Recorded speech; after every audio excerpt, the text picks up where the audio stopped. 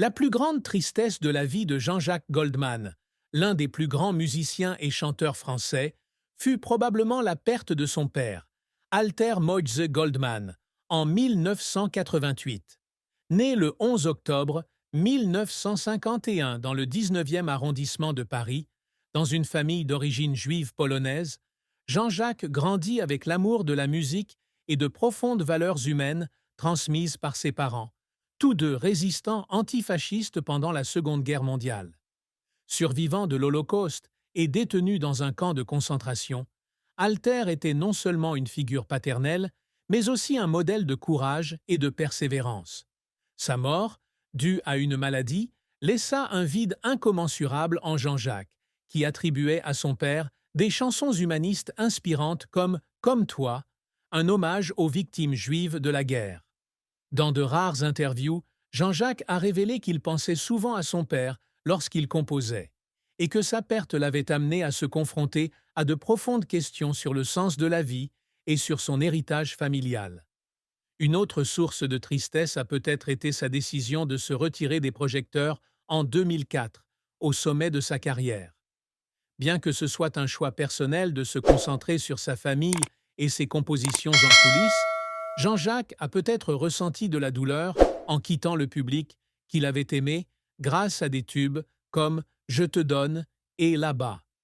La perte de son père et le conflit entre sa passion artistique et sa vie personnelle ont façonné un homme à la fois sensible et résilient, trouvant toujours le moyen de canaliser sa douleur en musique.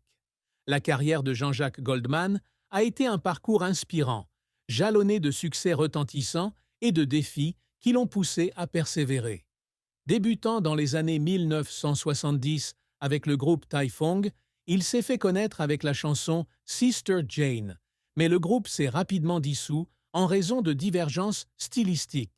Cet échec a été un choc pour Jean-Jacques, qui avait abandonné ses études de commerce à l'EDEC pour se consacrer à la musique. C'est pourtant cette difficulté qui l'a poussé à se lancer dans une carrière solo, avec son premier album démodé, 1981, qui a donné naissance au tube Il suffira d'un signe.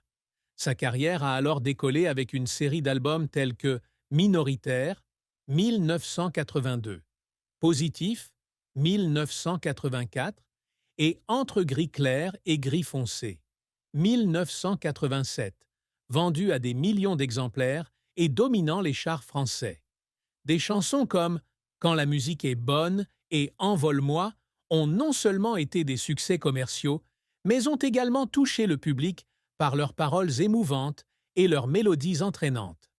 Jean-Jacques était également un auteur-compositeur talentueux pour d'autres artistes, écrivant des tubes comme Je t'aime aussi pour Céline Dion et Patois pour Patricia Kaas.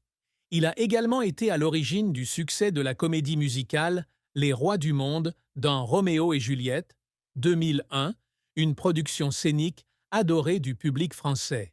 Cependant, tout n'a pas été un long fleuve tranquille.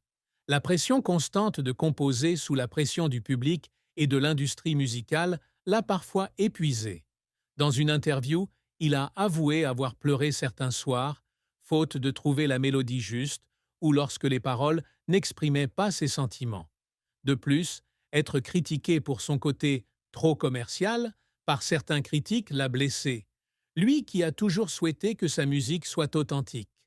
Sa décision d'arrêter la scène en 2004 a également été une défaite spirituelle, car il a dû renoncer à la scène, le lieu où il avait touché des millions de personnes.